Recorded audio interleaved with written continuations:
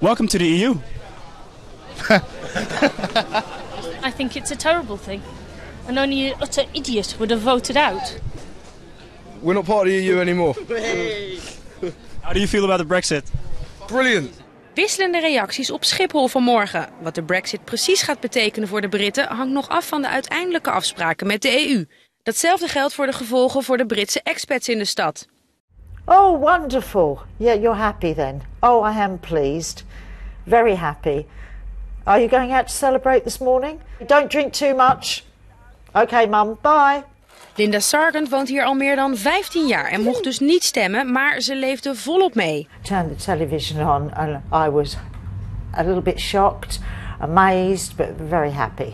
Very happy. Bezorgd over wat het voor haar kan betekenen is ze al helemaal niet. I don't think there'll be any consequences. If the pound drops, it'll be better for me.